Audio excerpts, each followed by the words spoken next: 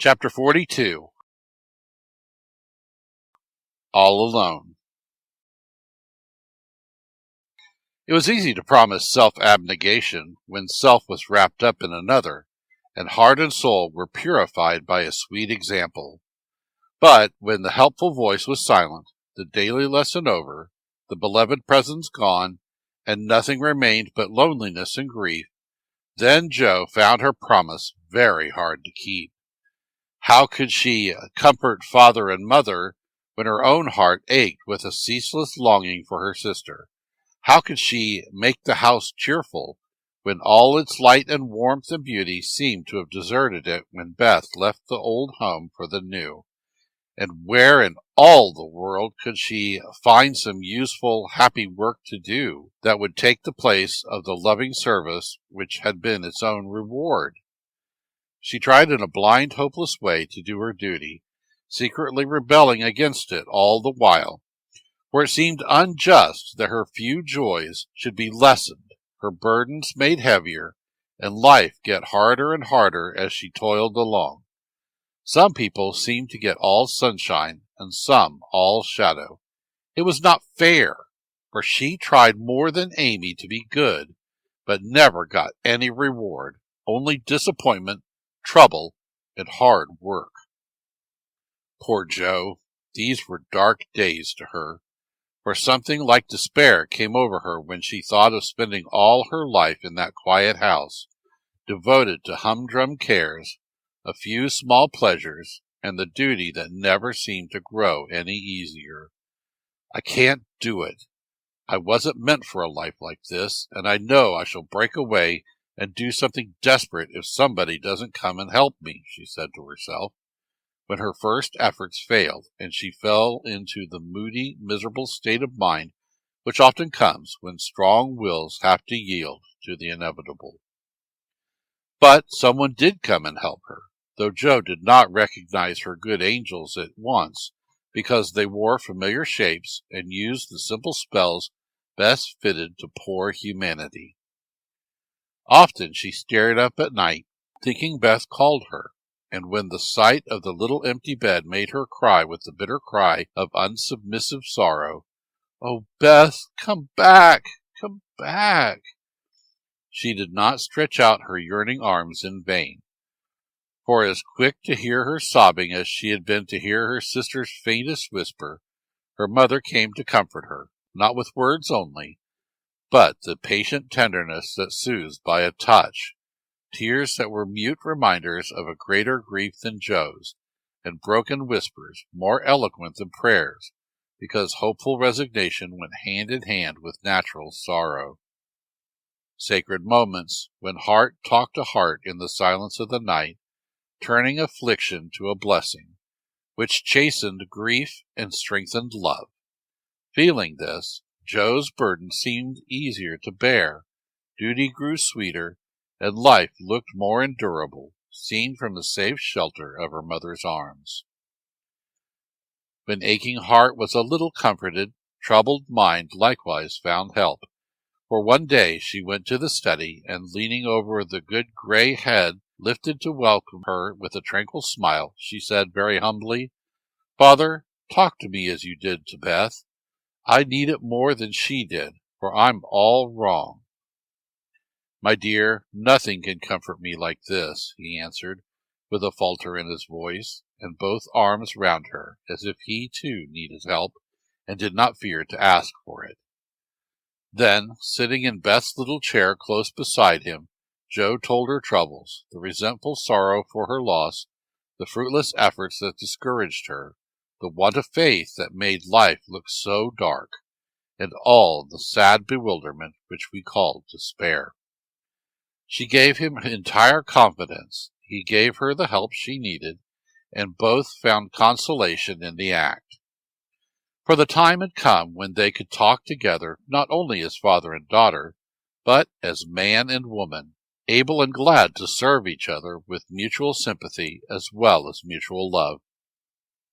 Happy, thoughtful times there in the old study which Jo called the Church of One Member, and from which she came with fresh courage, recovered cheerfulness, and a more submissive spirit. For the parents who had taught one child to meet death without fear were trying now to teach another to accept life without despondency or distrust, and to use its beautiful opportunities with gratitude and power.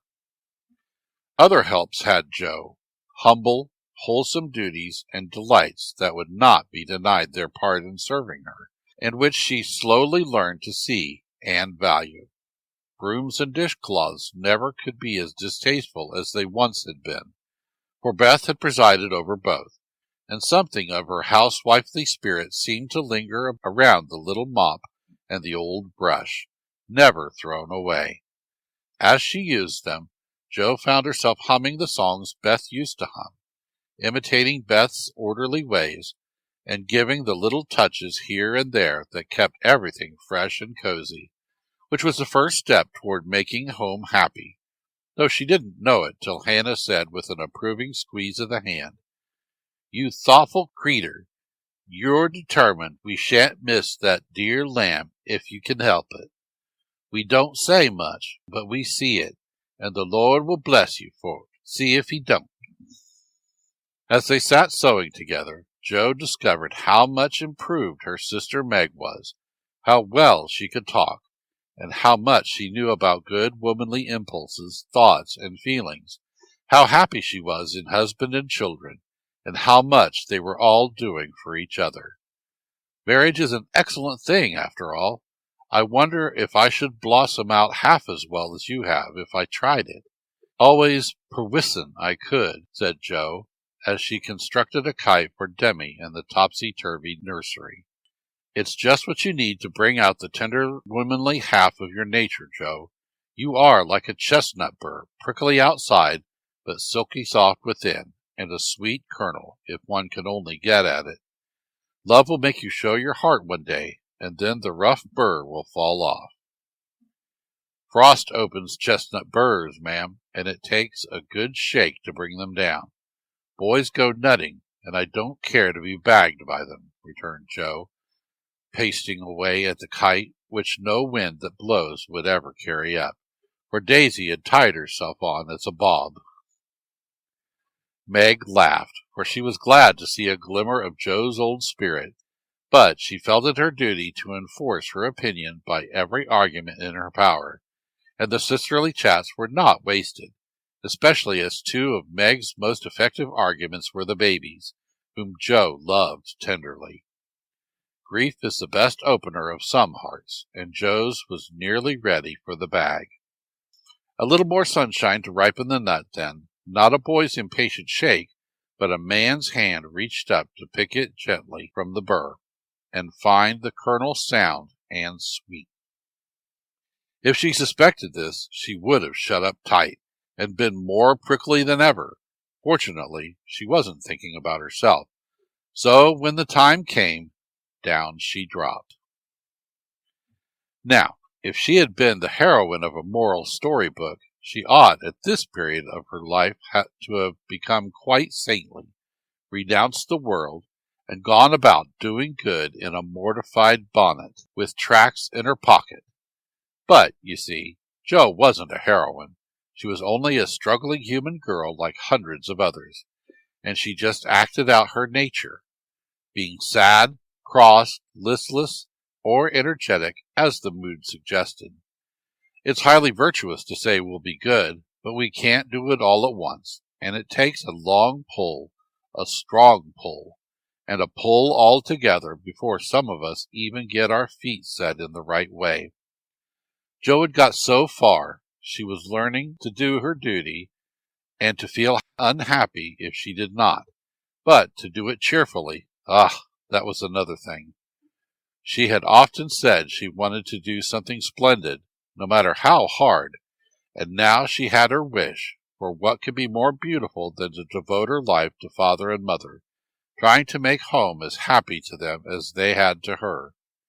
And if difficulties were necessary to increase the splendor of the effort, what could be harder for a restless, ambitious girl than to give up her own hopes, plans, and desires, and cheerfully live for others? Providence had taken her at her word. Here was the task, not what she had expected, but better because self had no part in it. Now, could she do it? She decided that she would try, and in her first attempt she found the helps I have suggested. Still another was given her, and she took it, not as a reward, but as a comfort, as Christian took the refreshment afforded by the little arbor where he rested, as he climbed the hill called Difficulty. "Why don't you write? That always used to make you happy," said her mother once, when the desponding fit overshadowed Joe. "I've no heart to write, and if I had, nobody cares for my things." "We do. Write something for us, and never mind the rest of the world. Try it, dear. I'm sure it would do you good and please us very much." "Don't believe I can." But Joe got out her desk and began to overhaul her half-finished manuscripts. An hour afterward her mother peeped in, and there she was, scratching away with her black pinafore on, and an absorbed expression, which caused Mrs. March to smile and slip away, well pleased with the success of her suggestion. Joe never knew how it happened, but something got into that story that went straight to the hearts of those who read it.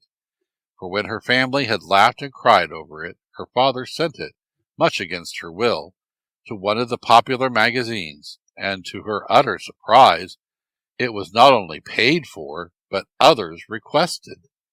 Letters from several persons, whose praise was honor, followed the appearance of the little story. Newspapers copied it, and strangers as well as friends admired it.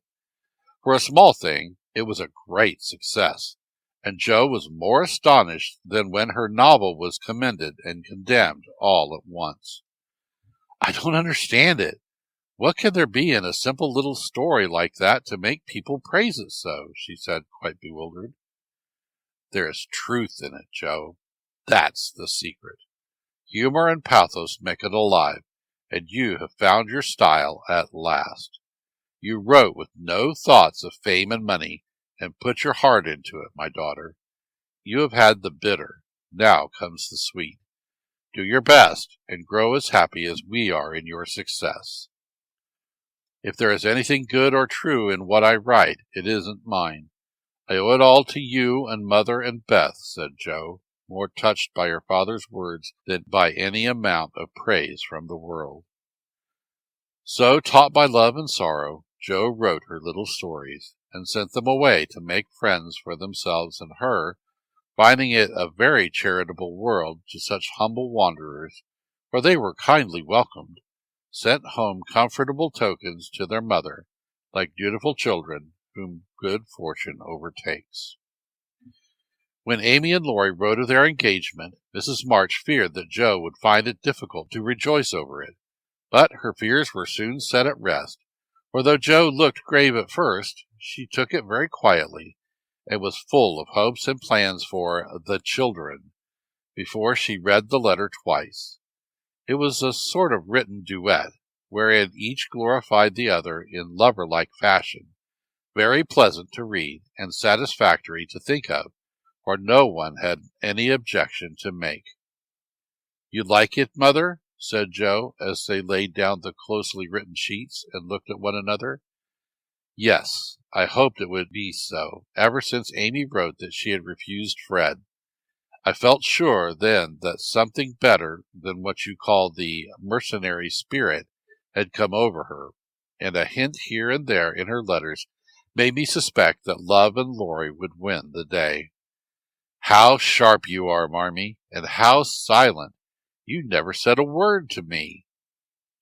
Mothers have need of sharp eyes and discreet tongues when they have girls to manage.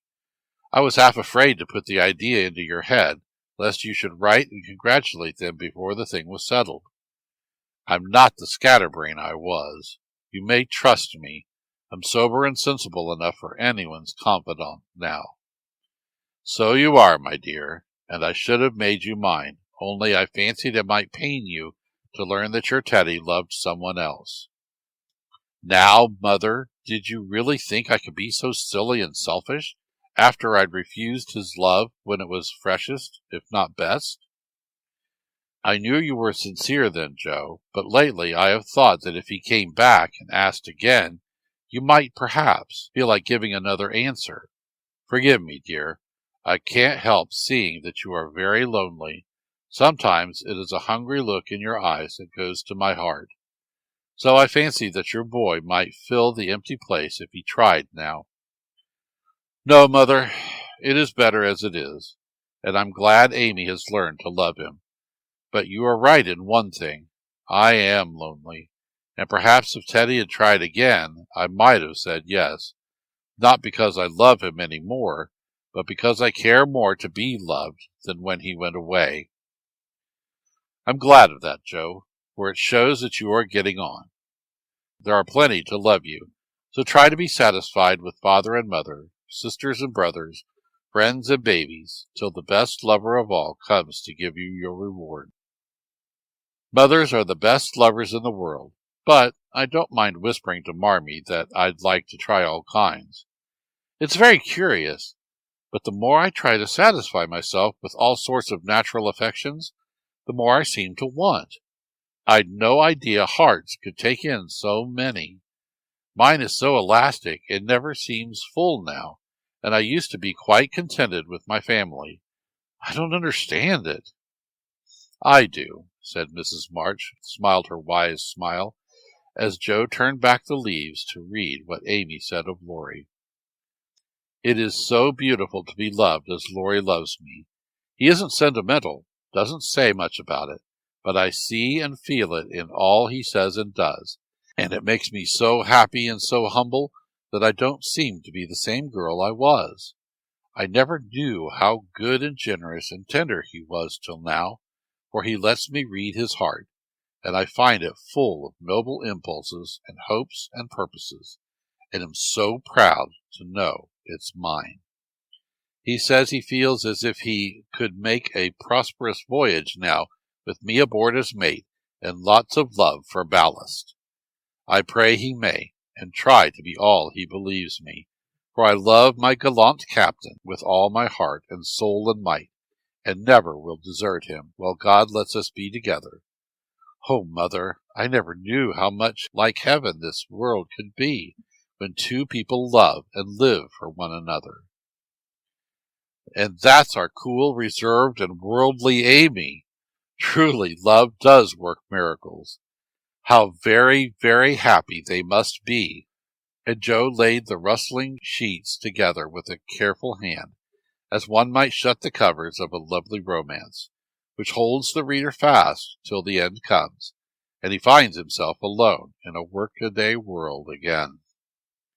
By and by, Joe roamed away upstairs, for it was rainy, and she could not walk. A restless spirit possessed her, and the old feeling came again, not bitter as it once was, but a sorrowfully patient wonder why one sister should have all she asked, the other nothing. It was not true. She knew that, and tried to put it away, but the natural craving for affection was strong, and Amy's happiness woke the hungry longing for someone to love with heart and soul, and cling to while God let them be together. Up in the garret, where Joe's unquiet wanderings ended, stood 4 little wooden chests in a row, each marked with its owner's name, and each filled with relics of the childhood and girlhood ended now for all. Joe glanced into them, and when she came to her own, leaned her chin on the edge, and stared absently at the chaotic collection, till a bundle of old exercise books caught her eye. She drew them out, turned them over, and relived that pleasant winter at kind Mrs. Kirk's. She had smiled at first, then she looked thoughtful, next sad, and when she came to a little message written in the professor's hand, her lips began to tremble, the book slid out of her lap, and she sat looking at the friendly words as they took a new meaning and touched a tender spot in her heart. Wait for me, my friend. I may be a little late, but I shall surely come. Oh, if he only would! So kind, so good, so patient with me always, my dear old Fritz. I didn't value him half enough when I had him, and now how I should love to see him, for everyone seems going away from me, and I'm all alone." And holding the little paper fast, as if it were a promise yet to be fulfilled, Jo laid her head down on a comfortable rag bag and cried, as if in opposition to the rain pattering on the roof. Was it all self-pity, loneliness, or low spirits? Or was it the waking up of a sentiment which had bided its time as patiently as its inspirer? Who shall say?